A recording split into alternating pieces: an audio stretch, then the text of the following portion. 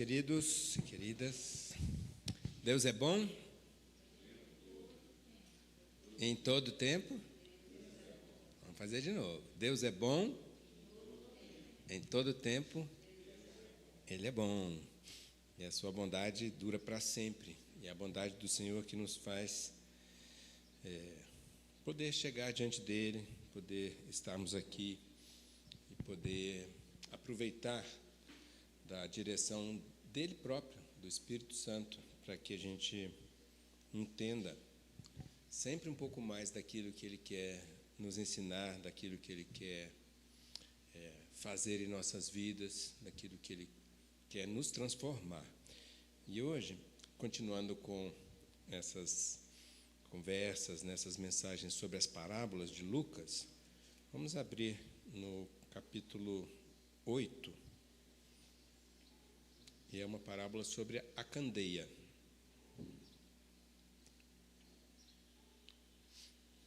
Então, Lucas 8, 16 até o 18.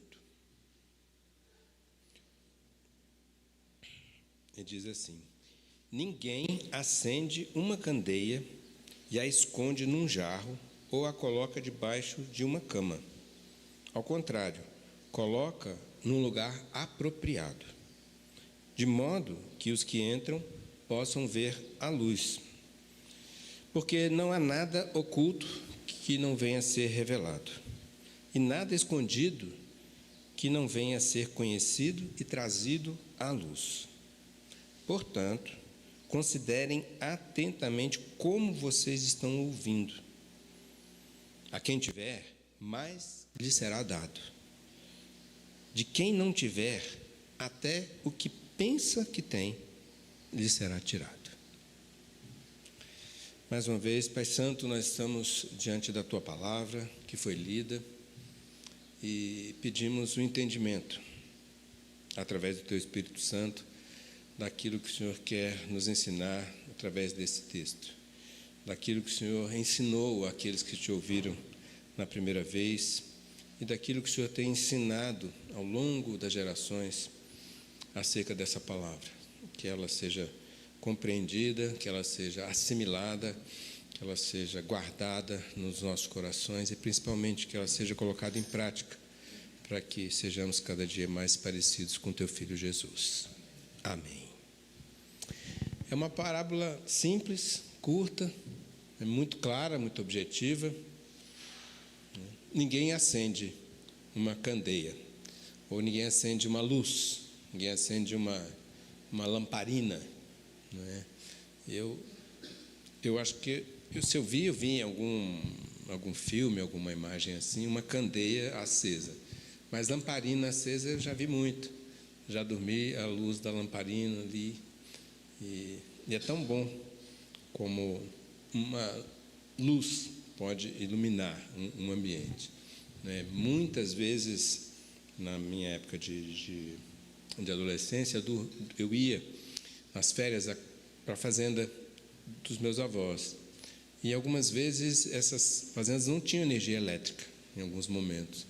E eu lembro da lamparina, e como era tudo escuro, e como uma lamparina iluminava, né? E era suficiente, fazia muita diferença. E no quarto a lamparina normalmente ficava à altura da cama, não é? Que era mais fácil para apagar. Mas na sala e na cozinha ela ficava no alto, né? Então é como Jesus está dizendo aqui: a luz, a lamparina ou a candeia, ela é colocada num lugar alto. Para quê? Qual o objetivo, né? Claro, é simples, aqui não tem necessidade de muita explicação. Iluminar, trazer luz, né? Revelar aquilo que está escuro, porque no escuro a gente não enxerga, a gente não sabe o que está ali, né? O propósito de uma lamparina, de uma luz, de uma vela, de uma candeia é trazer luz para que eu veja o que está ao meu redor e possa então fazer o que eu preciso fazer, não tropeçar em coisas, né? E me locomover principalmente, não é? Então, a luz, ela ajuda para que a gente veja o caminho e que a gente encontre, então, aquilo que a gente está procurando, para que aquilo que está oculto seja revelado. E é importante a gente perceber que essa parábola vem em seguida da do semeador. E se você voltar no versículo 15 de Lucas 8, ele fala sobre as sementes. As que caíram em boa terra são os que, com o coração bom e generoso, ouvem a palavra, a retêm e dão fruto com perseverança. Então, essa luz que Jesus está falando, da candeia, vem em seguida disso.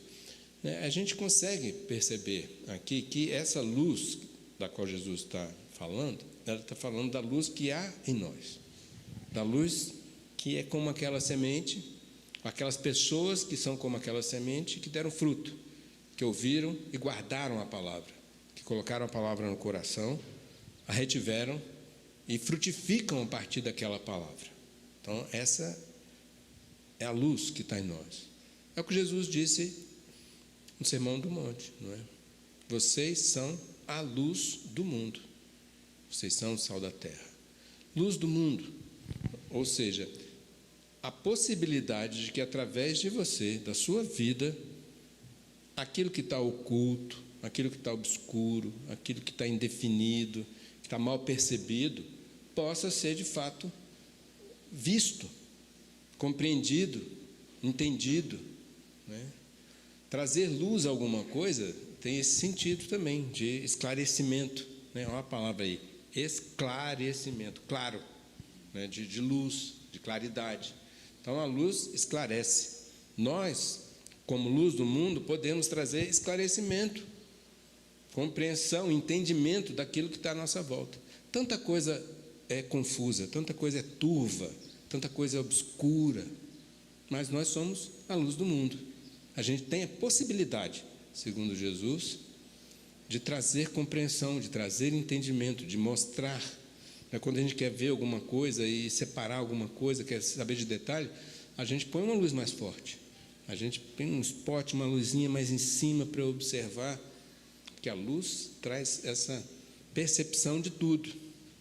Imagina, cada um de nós sendo essa luz e trazendo essa percepção.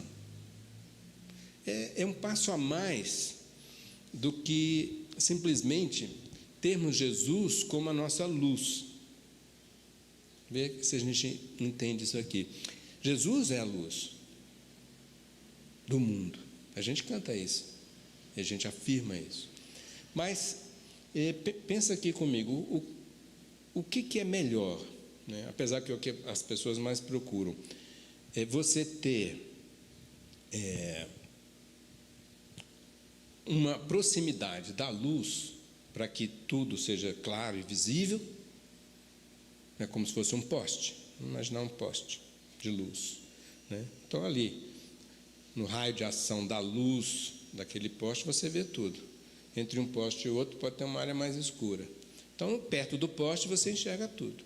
Muitos querem estar perto de Jesus porque ele é essa luz, esse poste, está iluminando tudo aqui perto dele, eu sei, né? Então, tudo que essa luz me ilumina aqui, me mostra, eu sei. A gente pode pensar assim, tudo que Jesus disse, ou que a palavra disse, ou que pessoas que falam em nome de Jesus, ou por Jesus, pastores, líderes, professores, mestres, ensinam, são aquelas coisas que estão iluminadas por essa luz, que é Jesus, por intermédio de pessoas ou diretamente por Ele. Então, eu tenho aquilo ali. Mas se eu me afasto, eu tenho um limite. Se eu me afasto daquele alcance da luz, eu já não tenho certeza, eu já não enxergo direito, eu posso tropeçar, né? Então, muitos querem estar sempre perto da luz, mas ficam só ali e não vão. O que seria melhor nesse sentido? Você ter, ou estar perto de um poste, ou você ter nas suas mãos uma lanterna? Porque com lanterna já é um pouco diferente, você pode colocar e sair iluminando e andar para onde você quiser, com a lanterna. É a luz. Agora, Jesus fala que isso é mais do que ter uma lanterna. Ele fala, você é a luz. Você é a luz.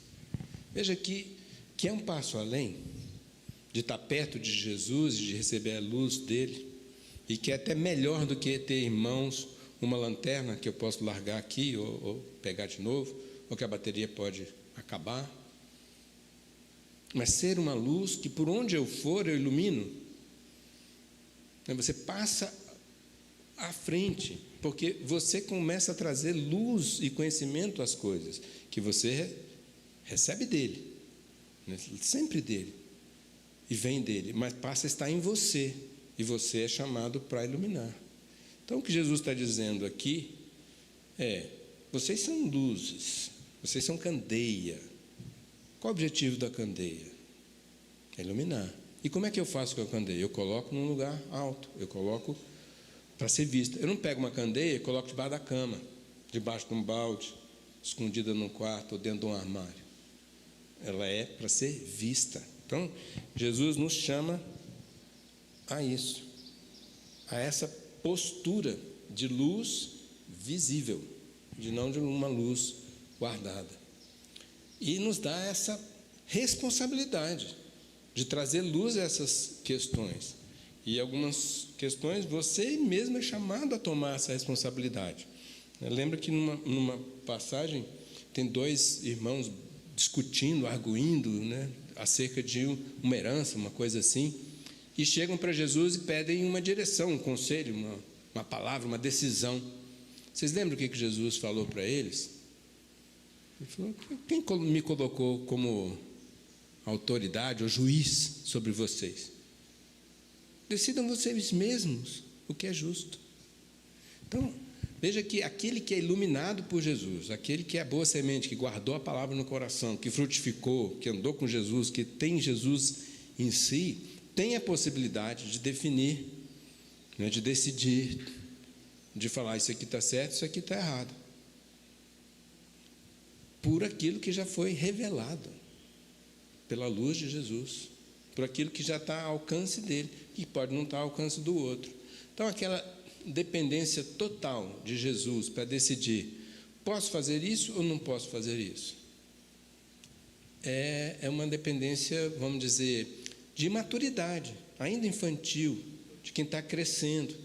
Porque quando eu estou debaixo da luz do poste, está tudo iluminado. Eu posso, eu não posso, eu não posso. Está tudo muito claro e mapeado.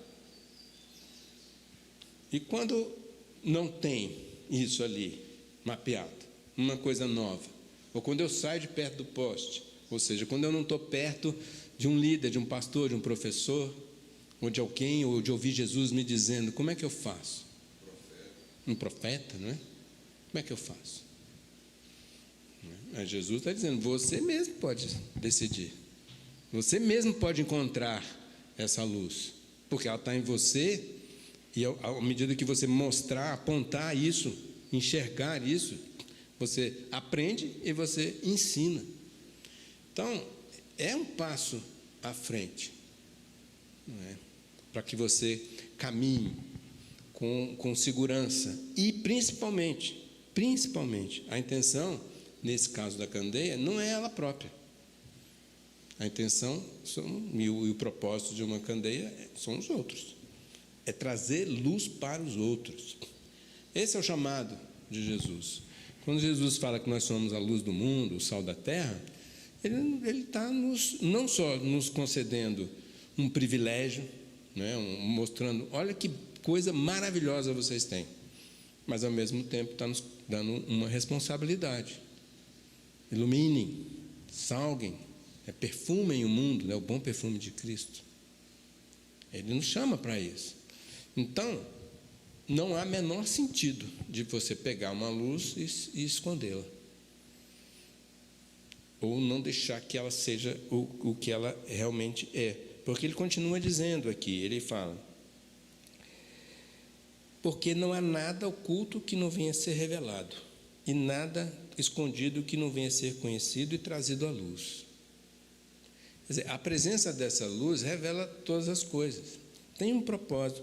A gente pode até ler essa mesma passagem em Marcos, no capítulo 4, tem uma nuance um pouquinho diferente. Marcos 4, 21. Olha como aqui ele escreveu. E Jesus lhes disse: quem traz uma candeia para ser colocada debaixo de uma vasilha ou de uma cama? Ele pergunta. Acaso não a coloca num lugar apropriado? Porque não há nada oculto senão para ser revelado. É que aqui é uma diferença. Nada oculto que não venha a ser. E aqui nada oculto para ser revelado, né? Ou, como está nessa versão, nada para ser revelado. Nada se faz escondido senão para ser revelado. Nada está oculto senão para ser manifesto ou revelado. Quer dizer, se está oculto, o propósito é que isso seja revelado. Então, a nossa presença como luz tem esse objetivo, de revelar as coisas, de esclarecer, de mostrar. Então, não cabe ao cristão, ao que anda com Jesus, ficar calado diante da dúvida, da obscuridade, da incerteza, da insegurança, do erro. Por quê? É para ser mostrado. O que está oculto? O que está por trás disso? Quantas pessoas estão enganadas, andando enganadas, iludidas, confundidas com a possibilidade do cristão, né? Trazer a verdade, trazer luz àquela situação, revelar aquelas coisas. O que está por trás disso? Nada acontece assim por acaso, sem um propósito. As coisas estão acontecendo na nossa vida, na nossa sociedade, né? Como cidadãos, como cultura, como nação, né? No mundo todo, tudo isso tem uma série de interesses acontecendo. Lógico, ultimamente, lá por cima de tudo, a gente sabe, Jesus foi categórico. Esse mundo, a mentalidade dele, o sistema dele, ele é gerido e dominado pelo maligno, pelo mal. O mundo jaz no maligno. Então, não tenha dúvida disso. Que nessa situação, o inimigo está armando, tramando, enganando, porque ele veio para fazer isso mesmo, né? Mas o cristão veio para revelar, aquilo que está oculto ser revelado. Aqui não adianta, ou simplesmente, não é aquela questão de segredos, não é aquela questão pura e simples, que em algum momento você pode ter ouvido, e a gente aprende isso, cuidado com o que você faz, escondido, porque um dia vai ser revelado. Eu, quando criança, assim, o adolescente, morria de medo dessa história, né? O que eu fiz está escondido, alguém vai saber, né? Então, se eu fiz aquilo ou aquilo outro e tal, meu Deus, né? Muitas vezes eu fugia de reuniões de oração com as irmãs, as profetisas, porque Deus podia profetizar através daquelas irmãs e revelar segredos, né? Porque uma ou outra vez eu ouvi isso, né? E assim você ficava em estado de choque, né? Então é melhor nem ir, porque vai me desmascarar, né? Do que eu fiz, do que eu deixei de fazer, de ter roubado uma pipoca, de ter batido no menino, de ter feito qualquer coisa do tipo. Deus vai revelar. Então, não é bom. Mas não é isso, sabe? Não é isso, não é aquele medo de que um dia lá no céu tudo vai ser revelado. Aí vamos botar num telão gigante tudo errado que eu fiz na vida. Ai, Jesus, misericórdia. Ainda bem que Deus lançou no Vale do Esquecimento, no Lago do Esquecimento, todos os meus pecados, todos os meus erros foram apagados. Né? Apagado. Né? E não vai se lembrar. Além de apagar, ou seja, ninguém pode ir lá atrás, não está escrito em lugar nenhum mais, ele mesmo esquece. Graças a Deus, por ele ser tão misericordioso e generoso. Mas então não é isso, ocultar segredos que vão ser revelados, não é essa a preocupação. A preocupação aqui é revelar o que está por trás daquele comportamento, daquele medo, daquela ansiedade. Quantos de nós vivemos ansiedades, ansiosos, né, com ansiedade no coração, temendo o dia de amanhã, com medo do que vai acontecer? E nós, como cristãos, podemos colocar isso bem claro, não é bem assim.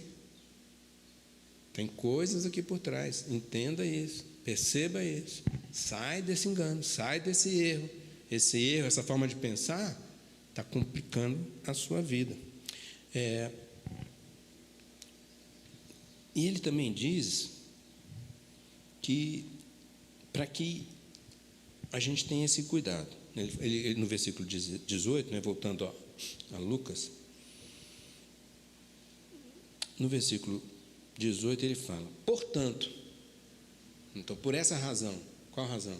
Deus ser luz, Deus ser colocado num lugar alto, para que eu ilumine, que eu esclareça. Portanto, considerem atentamente como vocês estão ouvindo. Também não é tão simples, né? Assim, considerem atentamente como vocês estão ouvindo. Lá em Marcos, como é que está escrito em Marcos? Vamos voltar ali também, vamos ver se ajuda um pouco. Em Marcos está dizendo: se alguém tem ouvidos para ouvir, ouça. Considerem atentamente o que vocês estão ouvindo. No versículo 24. Com a medida com que medirem, vocês serão medidos, e ainda mais lhes serão acrescentados. A quem tiver, mais lhe será dado; de quem não tiver, até o que tem lhe será tirado. Mas essa continuação começa com o portanto. Portanto, vejam como vocês estão, atentamente considerem como vocês estão ouvindo. E essa é uma questão que é importante a gente repensar aqui juntos. Como é que a gente está ouvindo? Como é que a gente está ouvindo a palavra de Deus? Como é que ela está chegando até nós? Como é que ela está trazendo verdade? Como é que ela está nos enchendo de luz para que a gente seja mais luz ainda? Como é que a gente está recebendo essa palavra? Porque ao longo da história, essa palavra ela é apresentada de uma forma ou de outra. Lógico, no geral, na essência, ela normalmente é a mesma. Mas em determinadas épocas, há uma ênfase maior sobre uma questão e sobre outra. Então, se uma época a ênfase da palavra, de ouvir a palavra, estava em ser: seja generoso, reparta o que tem, não seja rico, seja pobre, e a pobreza era uma virtude, recentemente isso inverte. Ser pobre é maldição, seja rico. E essa própria mensagem, como a gente ouve a mensagem, como a gente ouve o Evangelho, ela já é direcionada para que a gente seja alguém que busque ser bem-sucedido, ser rico, ser importante, e por aí vai. Peguei um exemplo mais simples da gente entender, mas tem outros tantos, com vários outros aspectos, com várias outras questões. Então, como a gente está ouvindo a palavra? Isso é importante. A gente está ouvindo a palavra que vem do Senhor, pura e simples, objetiva, clara, verdadeira, ou a gente está ouvindo essa palavra acrescida de interpretações, de opiniões, de cultura, situações que nos fazem um pouco distantes do que de fato ela originalmente estava dizendo. Então, as preocupações ali de Jesus, as preocupações dos primeiros ouvintes de Jesus, elas são importantes e relevantes para a gente tentar entender hoje o que acontece. Porque se naquela época a preocupação era viver, ter o que comer, ter o que vestir, hoje pode não ser apenas isso. A situação mudou e a maior parte hoje de nós não está contente apenas com isso. Isso é tão assim que Jesus mesmo fala, se essas ansiedades de vocês estão sendo supridas em mim, por que vocês vão ficar preocupados? Vocês estão preocupados com isso? Aí ele ensina: busca em primeiro lugar o reino, essas coisas vão ser acrescentadas: o que comer, o que vestir, onde dormir. Se essa é a preocupação, fiquem livres dessa preocupação. Como você está ouvindo a palavra? Como uma palavra que te traz libertação, para que você não se preocupe com as demais coisas? Mas Jesus não está dizendo que eu não vou ficar rico, que eu não vou ser bem-sucedido, se eu não vou ter um bom casamento, filhos, família. As preocupações de Jesus aqui são outras. Mas é o que eu estou dizendo, é a preocupação principal, primordial daquele momento. Hoje, qual é a ambição maior, aparentemente maior, né, do brasileiro? Vamos falar para aqui, para não ir tão longe. Se perguntar para qualquer um o que você quer, o que você mais quer. Se ele pensar muito, ele pode até mudar de ideia, mas se for no estalo, o que ele quer? Ficar rico, ganhar na mega da virada, né?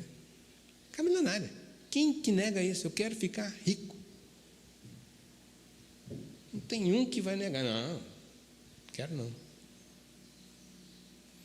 E quando você olha para o que Jesus falou acerca da riqueza, e do perigo da riqueza, do malefício da riqueza, do mal que está embutido no dinheiro, ele é o único que pode rivalizar com Deus. Ninguém pode servir a dois senhores. Deus e o diabo? Não. Deus e o dinheiro. Deus e Mamon, que é o nome do Deus do dinheiro.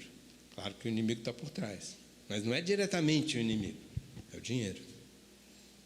Então, essas preocupações, as quais Jesus fala, vocês não andem ansiosos, são aquelas que a gente, sendo luz, pode mostrar para as pessoas, trazer esse conhecimento, trazer esse entendimento e libertar as pessoas dessa ansiedade, desse medo, dessa angústia do dia a dia. O que será de mim? O que vai acontecer? O que eu vou fazer? Vocês são luz. Vocês estão aqui para trazer essa verdade. Então, quando a gente estiver diante de pessoas assim, e elas estão aí à nossa volta, nós mesmos às vezes, basta até olhar no espelho, vamos trazer luz. Mas por que você está assim? Fazer uma reflexão como o salmista faz, né? Por que estás abatido, ó minha alma? Por que se desfaleces, né, diante de mim? Às vezes a gente tem que olhar para si mesmo, olhar no espelho e falar, o que foi? Espera aí, deixa a luz brilhar de novo, deixa a luz encher de novo o ambiente, trazer essa verdade. E, tendo essa verdade em nós, a gente vai ser acrescentado, né? Então, a última parte dessa parábola fala, aquele que tem vai receber mais, e o que não tem, até o que tem vai ser tirado. Lá em Marcos explica um pouquinho diferente, fala, aquele que pensa aquele que tem, mais lhe será acrescentado, e o que pensa que tem, até o que tem será tirado. Vê que mais uma vez tem a ver com, não é com bens que Deus vai tomar, ou riquezas que Deus vai me dar, né? Se eu tenho uma casa, Deus vai me dar uma segunda, e se eu não tenho nem onde morar, Deus vai me tirar até esse teto. Não é nesse sentido, é de pensar que tem. O que eu tenho e o que eu não tenho? O que eu tenho? Quais as minhas convicções? Qual a minha crença? Eu tenho fé em Deus, a fé nos une. Mas a crença pode nos separar. Um acredita que pode fazer isso e o outro acredita que não pode fazer isso. Então, a crença separa ou aproxima quem tem a mesma crença num lugar. A fé, de forma geral, nos une. Mas o que eu penso? O que eu acredito?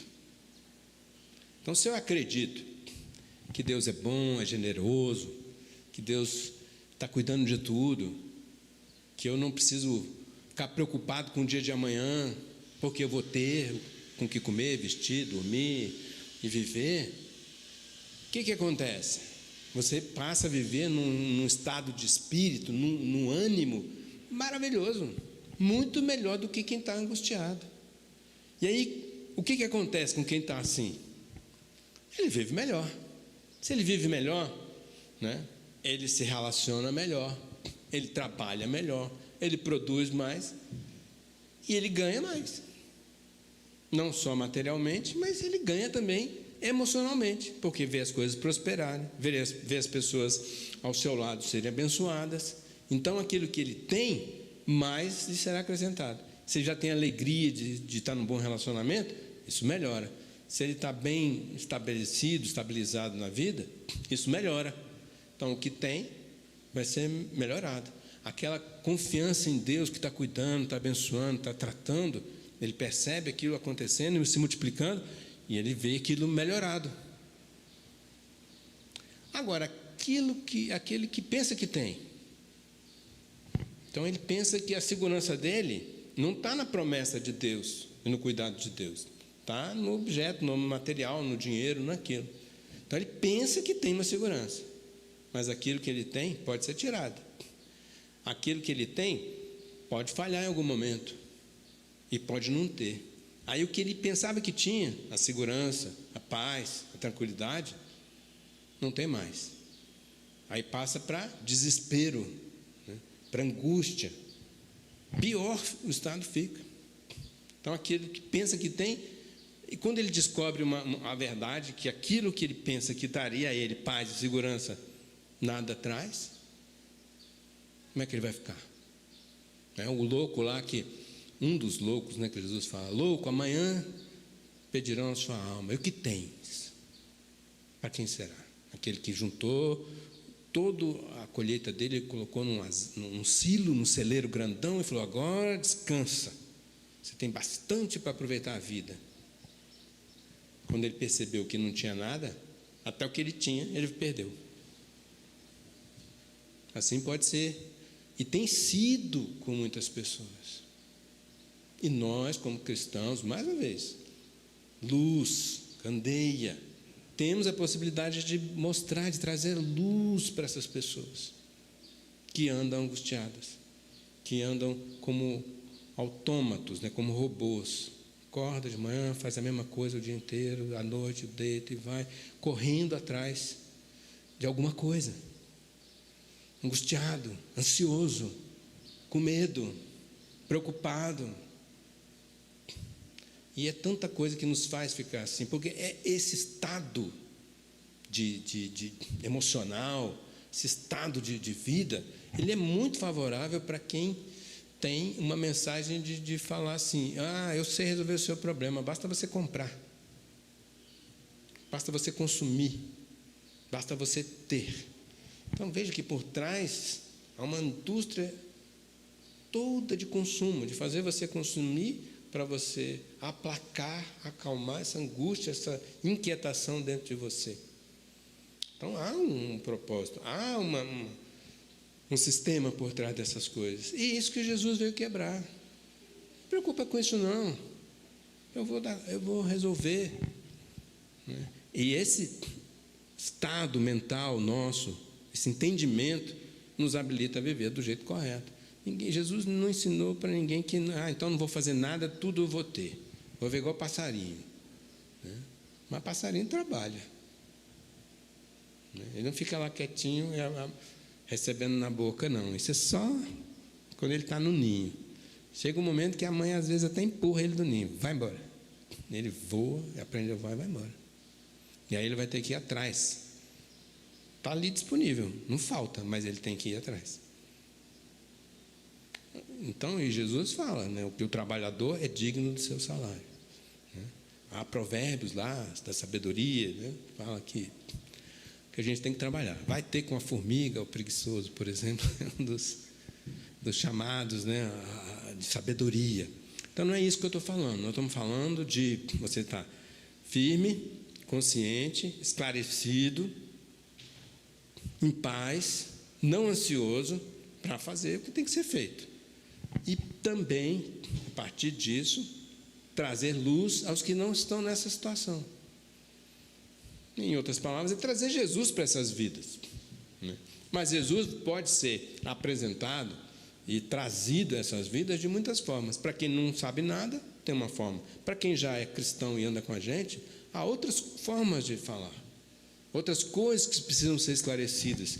E que muitas vezes a gente se apega, se agarra.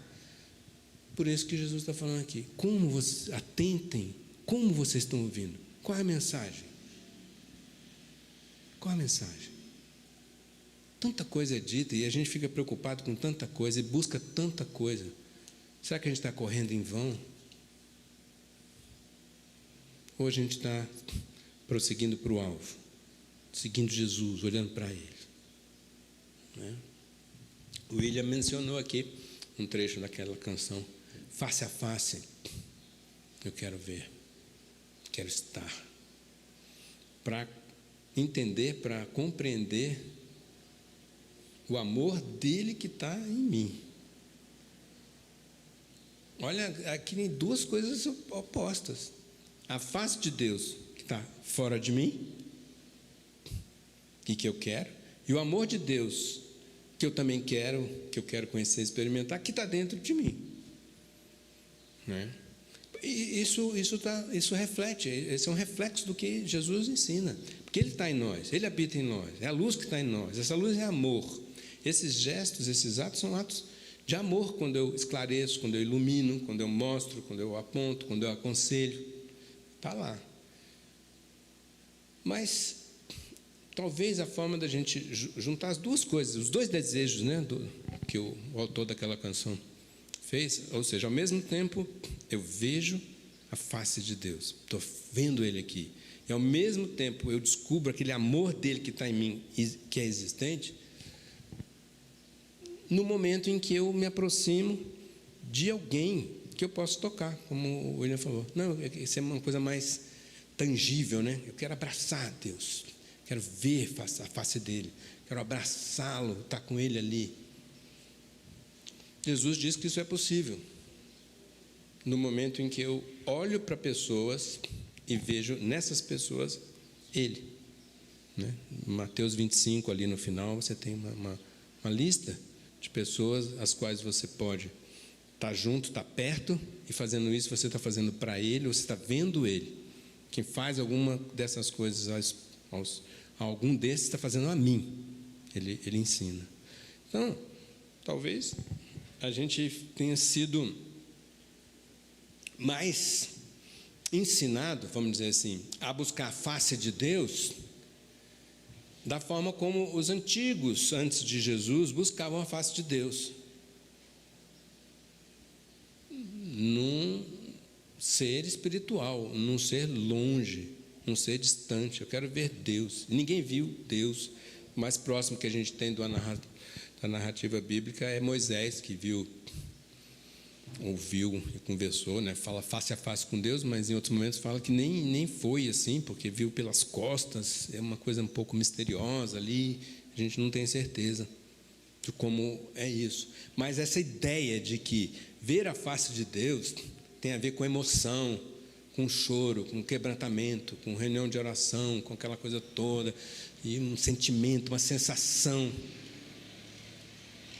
e menos com a ideia de enxergar Deus no nosso irmão, que tem a imagem, foi criado a imagem de Deus, e mais do que isso, tem o Espírito Santo de Deus fazendo morada, porque o Espírito foi derramado sobre toda a carne. Eu posso ver e encontrar Deus, Jesus, né? Especialmente Jesus, que se materializou, né? Assumiu a condição humana, não apenas espírito, porque Deus é espírito, mas Jesus tem um corpo, até hoje. Ele assumiu um novo corpo, o corpo que a gente espera um dia compartilhar, né? Ter também, para estar perto de nós. Ele fez isso para estar perto de nós, para ser alcançável.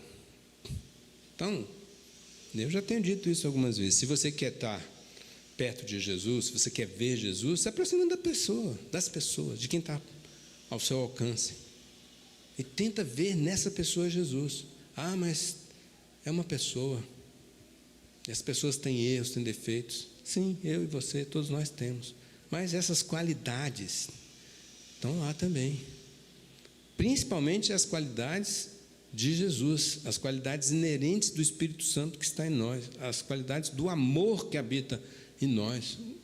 O amor que é Jesus, que é Deus, escolheu habitar em nós, não em casas feitas por mãos humanas, mas em casas espirituais, que são o nosso próprio corpo.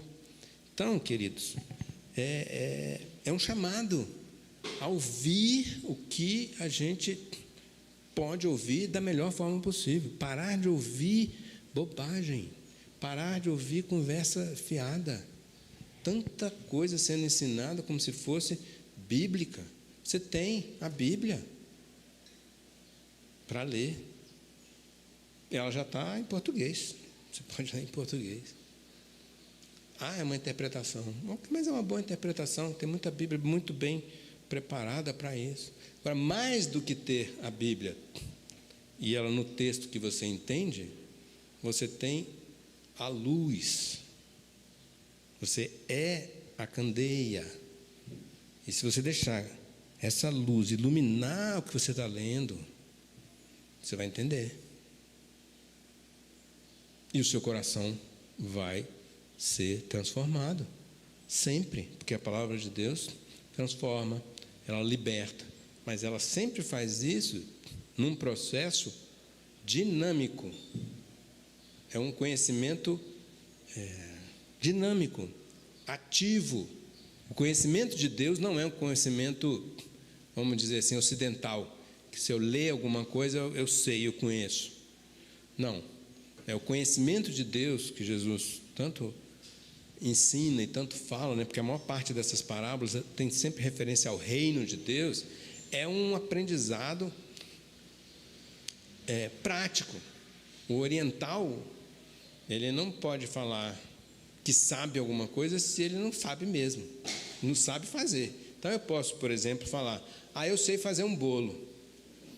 Está aqui a receita, eu li, eu sei os ingredientes, eu sei a forma de fazer, eu preparo. Então, eu sei fazer um bolo, decorei. Agora, um oriental só pode falar isso, ou entende que ele vai dizer eu sei fazer, se ele fez. Ele pegou os ingredientes, colocou, tal, preparou e fez, e ficou pronto. Aí ele fala, eu sei fazer. Antes ele não vai falar, eu sei.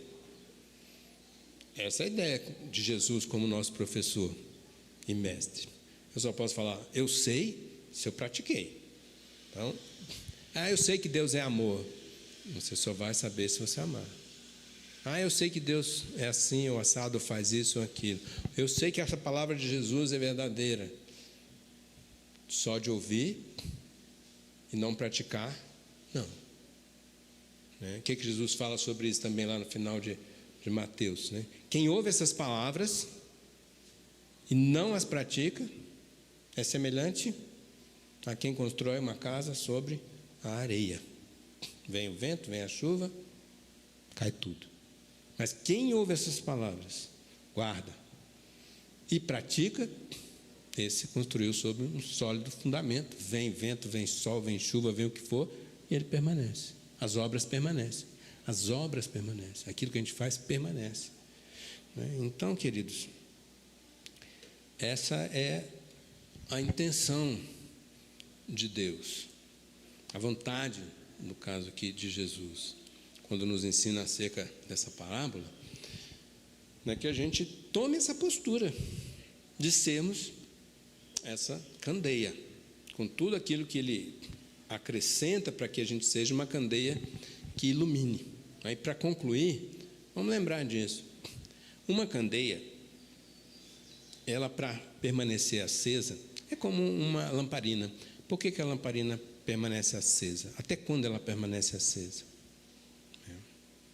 Até quando ela tiver o combustível. A lamparina, normalmente é o querosene. A candeia, segundo a Bíblia, é um óleo. Enquanto tiver óleo, ela está iluminando. Então, a candeia está cheia de alguma coisa. Nós somos essa candeia. E estamos cheios do quê? O que nos alimenta? Qual é o nosso combustível? O que em nós deve existir para que essa chama nunca se apague? É isso que a gente tem que buscar. É isso que a gente tem que fazer. E tem que manter isso aí sempre ali. E eu, como eu disse, para concluir, creio que o que mantém isso aceso o tempo todo, esse combustível, para mim não é outra coisa senão a esperança em Deus. Porque a gente está falando de coisas aqui que a gente não vê com os olhos. São coisas imateriais. São coisas que a gente está falando de emoções, a gente está falando de sentimentos, a gente está falando de convicções. A gente não vê. Não vê. Mas Jesus está falando que a esperança, Jesus ensinou. Que Jesus fala assim, se a nossa esperança se resumir, né, acho que é Paulo que fala, a essa vida, nós seremos os mais infelizes de todos os homens. Então a nossa esperança não é a mesma esperança de outros, cuja esperança está em ser bem-sucedido aqui nessa vida. Mas a nossa esperança está em que tudo isso vai passar. A gente também cantou hoje, grande é o Senhor, né? E que fala que Ele é o soberano e é o rei de toda a terra, que está tudo debaixo do amor dEle. Mas quando a gente olha com os olhos, a gente não vê isso. Então essa é uma esperança, essa é uma expectativa. É o já e ainda não. Já está aqui entre nós, o reino, a presença, mas ainda não está completa. Mas a esperança, sim. Sem essa esperança, a nossa candeia perde esse óleo, esse querosene, a luz vai apagar. Mas se eu tenho essa esperança, eu vou enfrentar qualquer dia mal, qualquer escuridão, eu vou estar lá brilhando o tempo todo. Então, veja que a nossa condição de viver em paz, de viver bem, de continuar seguindo, de ir em frente, não é uma questão material, física, que eu posso tocar, que é palpável, não é um dinheiro na conta, não são bens que eu tenho e estou vivendo. É uma coisa como esperança, não é uma coisa subjetiva, uma coisa que não dá para pegar. Essa é a diferença. Se eu ouvir, e cuidado com o que eu estou ouvindo, acerca da esperança, eu vou estar assim, né? Tem também um texto na palavra que fala para a gente trazer à memória aquilo que me traz esperança. Então a gente está esperando que isso aconteça, mas a nossa espera é uma espera ativa, porque enquanto eu espero, eu estou sendo cheio, e quando eu estou cheio, eu ilumino, eu brilho, eu tenho a minha luz. Amém? Pai Santo, mais uma vez, obrigado. Mais uma vez, temos a Tua palavra diante de nós. E mais uma vez aprendemos com ela. E mais uma vez só temos que Te agradecer. Obrigado, obrigado. Obrigado por essa esperança e que ela seja renovada, Pai. Não apenas porque coisas boas podem acontecer à nossa volta, mas porque a gente começa a colocar a luz sobre as coisas boas que já estão acontecendo à nossa volta. Colocar a luz naquilo que o Senhor já nos prometeu e já disse que vai ser, e pela fé nós cremos. Que essa esperança aumente, que essa esperança cresça, que essa convicção se torne inabalável, que a gente possa falar como salmista: firme está o meu coração, ó Deus, firme, que nada nos abale, que o amor que o Senhor tem por nós, e que nada nos pode separar dele, seja a nossa confiança, seja a nossa convicção, que a gente tenha essa convicção de que nada, nada, nada pode nos separar do teu amor, não importa o que acontecer, porque os nossos olhos não estão para se deter em circunstâncias, mas para serem abertos e enxergar o que ninguém vê, enxergar a esperança, não apenas de que dias melhores vão acontecer aqui nesses poucos anos de vida que temos, mas que vida plena e abundante está à disposição de todos nós que vamos viver eternamente. Obrigado, Pai, mais uma vez por estarmos juntos, por podermos celebrar a vida, celebrar a salvação e afirmar e confirmar e fortalecer a nossa esperança em Ti. Obrigado, Pai Santo, no nome de Jesus. Amém.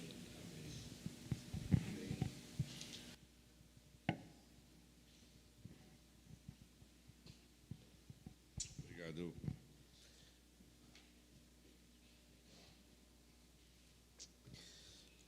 Que palavra esclarecedora, né? se a gente conseguir compreender e praticar, a gente terá andado já uns bons passos aí na vida com Jesus. Tomara que a gente saia daqui consciente disso e a gente consiga lembrar dessas palavras, guardá-las, vivê-las todos os dias da nossa vida, não é? Que o Senhor nos ajude a experimentar isso. Vamos encerrar a nossa reunião com gratidão a todos vocês que estão aqui, vocês que nos acompanharam pelas redes sociais, ao pastor Pedro, a Érica, que vieram nos abençoar, cada um de vocês que veio aqui, muito obrigado. Que Deus nos dê uma semana de paz, de alegria, que seja uma semana leve, que a graça do nosso Senhor Jesus Cristo, o amor de Deus, o nosso Pai, que a comunhão, a consolação do Espírito Santo esteja sobre todos nós. Que o Senhor continue levantando o olhar de bondade e misericórdia para cada um de nós todos os dias, nos dando a paz, aquela paz que excede todo entendimento. Continue guardando o nosso coração e a nossa mente em Cristo Jesus, hoje e sempre. Amém e amém. Amém. Que Deus te abençoe.